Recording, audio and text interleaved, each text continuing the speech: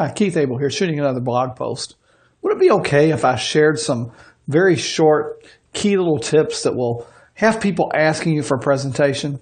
Well, this is going to be the first video in a series of videos that I'm going to post over the next few weeks to help you get more people looking at your business. So if you want to be notified whenever I put up another blog post, be sure to subscribe.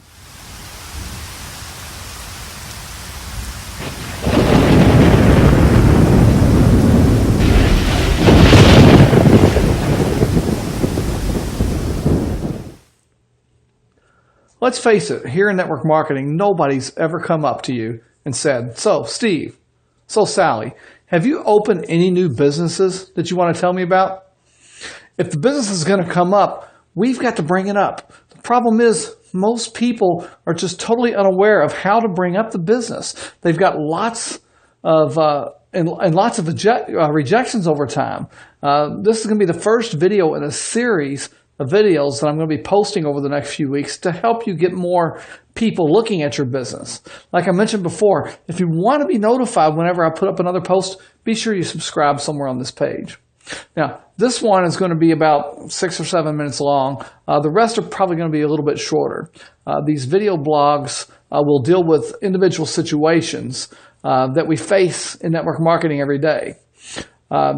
Things like calling people that we've called before about other deals, what to say when we run into somebody at a soccer game, or how to work internet leads. So there's going to be one solid tip, something that you can use and instantly get the results you want, which is a yes. Now, I guess the best way to tell this story is to turn the clock back a little bit when I was struggling in network marketing. Basically, I read somewhere, and I don't even remember where, but somebody posed a question that changed my life, and I'd like to share that with you today. What he said, and I was really struggling at the time. I couldn't sponsor anybody, and the more I talked, the more people ran away from me. Instead of being a magnet, I was kind of like a reverse magnet, like I had the plague or something. And I was so distraught. And what he said was, would you be willing to forget everything you ever learned about network marketing? Now, I was on the verge of tears. I had a family to provide for, a house payment to make, no job, and was just at my wit's end. And in the book, he laid out a scenario that went something like this. I want you to imagine a situation. There was a woman named Nancy who's cashing checks, and someone named Al who's not cashing any checks at all. They have great hygiene. They live in the same town. They're sponsored by the same person, into the same company. They have the same product. They're working on the same compensation plan, going to the same meetings. They've got the same upline, the same sponsor. Everything's the same. They come from the same social economic background.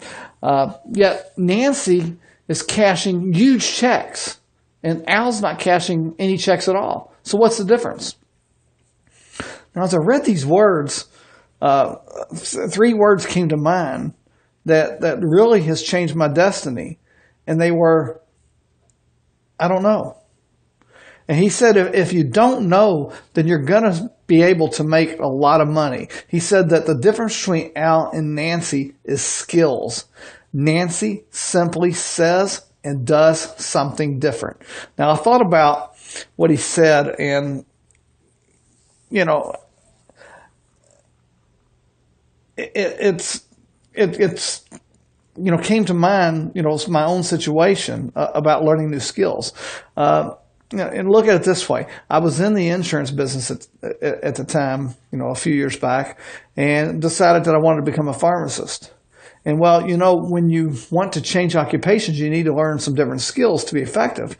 So in my case, as a pharmacist, I had to go back to college and learn some new skills. And yes, here I am today. I've joined now more than a dozen different network marketing organizations, and I never really had any success in any of them. And it never occurred to me that I needed to learn some different skills. So what we're going to talk about is the number one skill, because I'll be candid with you. If I was starting all over again in network marketing, the first thing I would teach my people is what I'm going to be teaching you guys today over these next few weeks on these videos.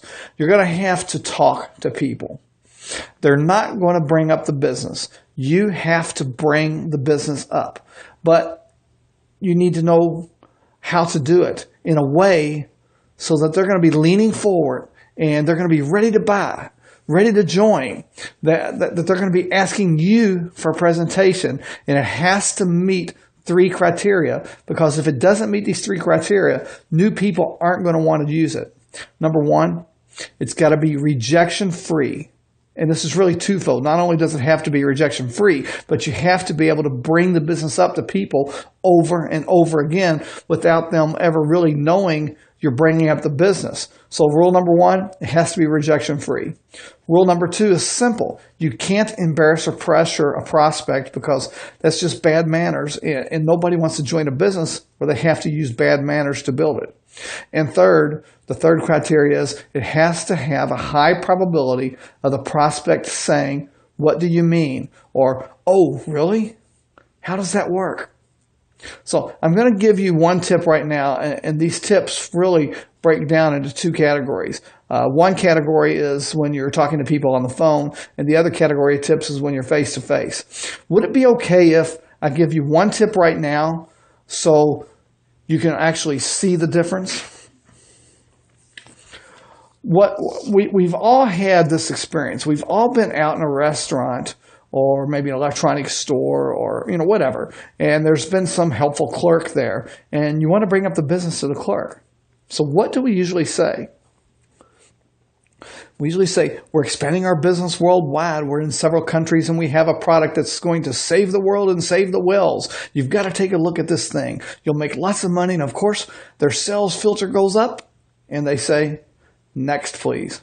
I think the best way to illustrate this is, let's say that you and I went to a restaurant, and you can try this out for yourself if you like. You and I are in a restaurant. We're in separate booths. You order a burger and some fries and a Coke. And I'm maybe 4 booths down, and I order a burger, some fries, and a Coke. Now, we're both with the same company, and we both have the same waitress. The waitress comes over once. We've finished our meal, and she says to you, "Will there be anything else?" And you say, "Yes, I'm looking for an entrepreneurial type. I'm with the wonderful company from the wonderful city of the wonderful state of Utah, and the owners are wonderful, and they don't kick dogs, and they go to church every Sunday, and they help wonderful charities." And the waitress thinks, "My gosh, this guy's in a cult." So what happens is she tells you that she's not interested. She's got other parties to take care of.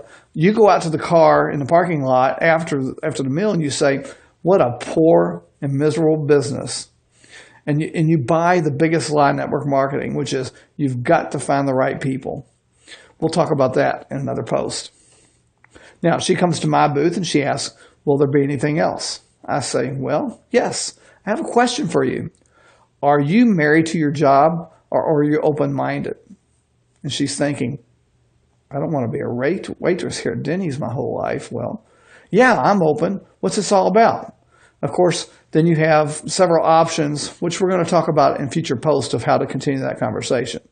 I get out to the car and I say, "What a poor and miserable business. I can't even go for a decent burger without people bothering me and begging me for a presentation." Because I can guarantee you the waitress is going to be asking you for more information when you ask that away. So what's the difference? 11 and a half words. Here's the point. Everybody you know wants more money. They want to pay less in taxes. They want more time to spend with their loved ones. And of course, they want better health. So if everybody wants those things, how come they say no? It's really skills. It's simply about what we do and what we say. That's it. That's the only difference. So the format is I'm going to give you at least 9 more videos, probably more than that. They're going to be much shorter than the one today, and I hope you enjoy them and get some value out of them. Each one of these videos are going to deal with a specific situation that will help you get the prospect leaning forward ready to buy and ready to join, and they're rejection free.